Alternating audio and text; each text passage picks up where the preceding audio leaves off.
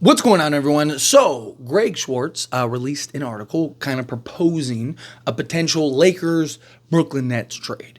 And I wanted to kind of talk about it, have fun exploratory conversation. Again, this isn't my idea, this isn't my proposal. This came from Greg Schwartz. So, wanted to talk about it, dive into it. So, he's proposing in this article the Lakers receive Dorian Finney-Smith and Dennis Schroeder for D'Angelo Russell, Jalen Hood-Schifino, Cam Reddish, Christian Wood, and a 2029 first-round draft pick. Now, a couple things about this. One, I don't even think that they can do it because Christian Wood and Cam Reddish are both on a vet minimum contract, which you can't stack vet minimum contracts because they're a first apron team. So I don't even know if this is something that is possible, but the idea makes a lot of sense, right? Dorian Finney-Smith gets you that 3-and-D wing. Dennis Schroeder gets you that point of attack, athletic guard, plus the way that he's playing this year. I've seen a lot of people, and I think that this is a good point that I want to mention. I see a lot of people that have asked, like, Tyler, what could Dennis Schroeder do different now than he'd do the last two times? But a couple things. One, the obvious answer is you have an entirely new coach that's just better, systematically offensively, right? Like he just puts together better systems, right? Dennis Schroeder on ball and the sort of Austin Reeves role at times, I think could give you in field at least a similar product of what he's giving in the Nets. Now, I don't think he's going to be exactly what he was in with the Nets because, again, he's playing alongside LeBron James and Anthony Davis, but I do think he can give you a good production. Also, people forget how good Dennis Schroeder and the Lakers were the first go-around before he fumbled the bag, right? Lakers had they were one before all the injuries and Dennis Schroeder got COVID. The Lakers were the 1 seed. They also had the best point differential in the league. I think it was like 11 and a half, 12. It was 11 and a half point differential when those three were on the basketball court. And they were very good. And that was the season that if Anthony Davis didn't get hurt, we probably go back to back because we were up 2 games to 1 against Phoenix, looking like we were about to go 3 games to 1. And then AD went down and that was it. All hope was lost. And we got ran through, right? LeBron was hobbled. He was on one leg. Andre Drummond was dealing with a foot injury. You had Schroeder, who was just never the same after COVID that year.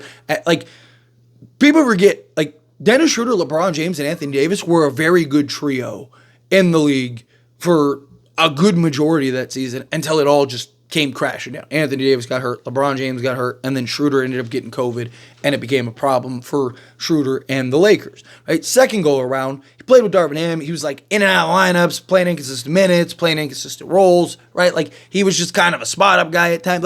I think JJ Redick would utilize him better as a slasher, as a guy that drive a kick. I think you kind of put him in a similar role, kind of have Austin Reeves kind of be more like the fourth guy, especially with a Dorian Finney-Smith. I just think, Dennis Schroeder, Austin Reeves, Dorian Finney-Smith, LeBron James, and Anthony Davis is a solid move. Now, to get back to the trade, my problem with this is if you're going to give up that first, which is top 5 protected, 2029 first round pick, top 5 protected, you have to get a Day'Ron Sharpe.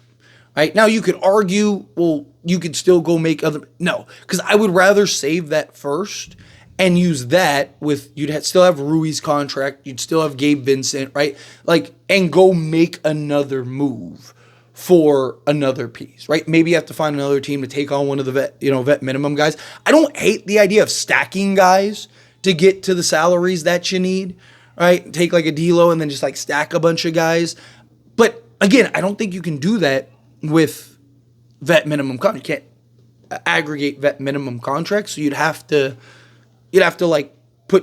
find another team to take on a guy, which I don't think is impossible, right? Or it could even be a Maxwell Lewis, right? A team would just, I can just take a young development guy for free, sure, right? There's ways, you could find teams, so I'm not really worried about it. I don't hate the idea of stacking contracts to get there, and adding Day'Ron Sharpe is less than $4 million, so again, you could get there. But you got to get Day'Ron Sharpe. If you told me the Lakers got Dennis Schroeder, Dorian Finney-Smith, and Day'Ron Sharpe for a protected first, even if it's like top 10 protected, right? Or top 3 protected, something like that, right?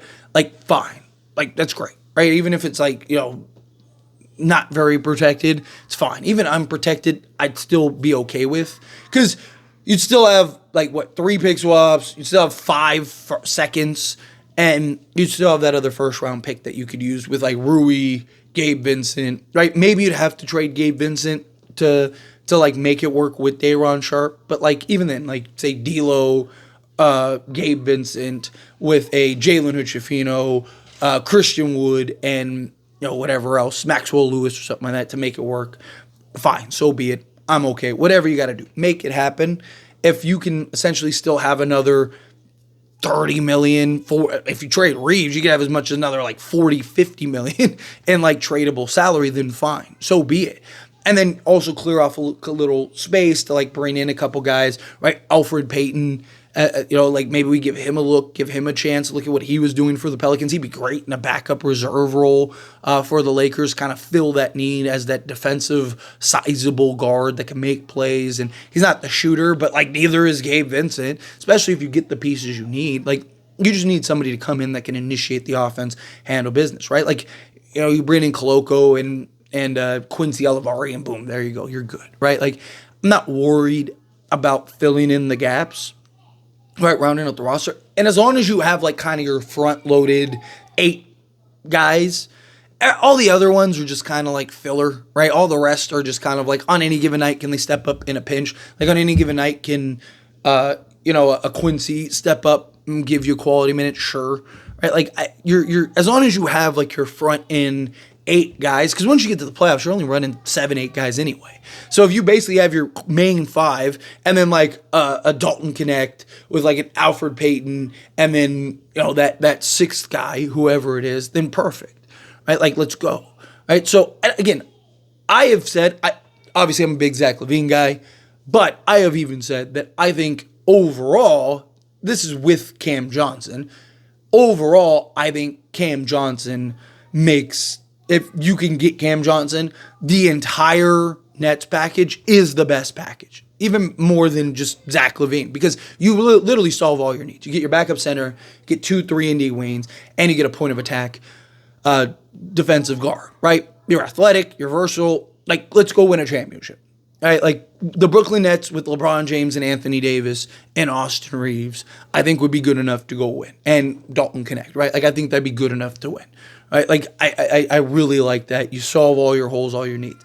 But my other thing is, if you don't get Cam Johnson, I would love, and I know people are going to be like, you added Zach LaVine to this again. But it's true. I would love to go do this trade, get Dennis Schroeder, get Dorian Finney-Smith, and get Day'Ron Sharpe, right?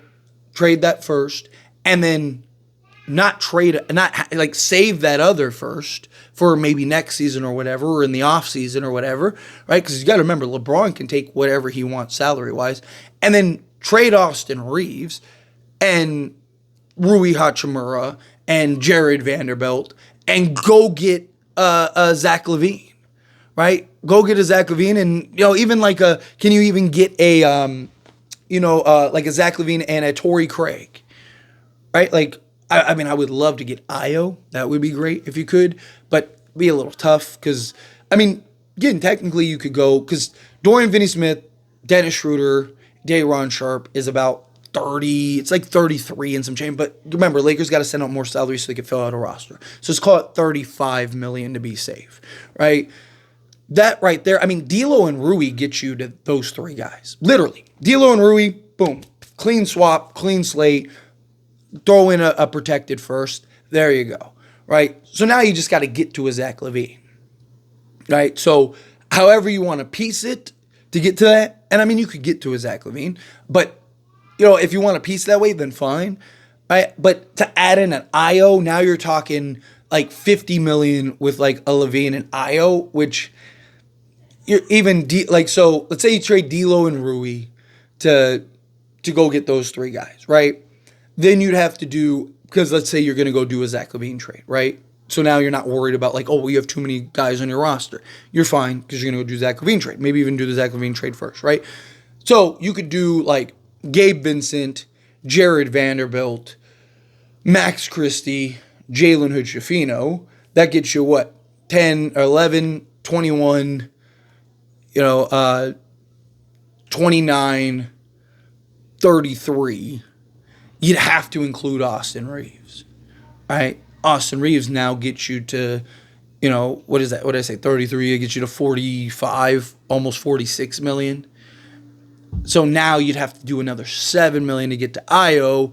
I mean, you could do like Christian Wood, and you'd have to find a third team to take on a guy like a Cam Reddish or something like that. Like, you could technically, it's a lot of hurdles to get to. To me, go pull off the Nets trade, and then just go trade for Zach LaVine and give up Austin Reeves.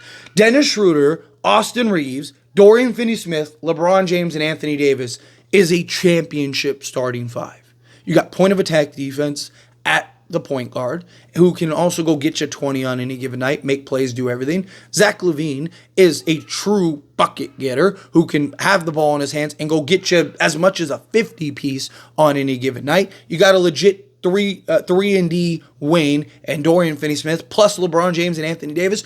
Good luck beating that team. Go, like I said, get an Elfrid Payton, Dalton Connect.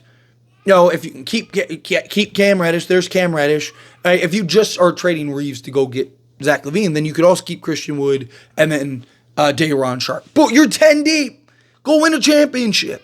Right? You're 10 deep. And then LeBron James could work whatever contract he needs to work in order for you to retain guys and then also bring in another piece or two. You think if LeBron wins a championship, he's not going to be willing to sacrifice? He was willing to take $20 million this past season for DeMar DeRozan or Valanciunas or Klay Thompson, just that.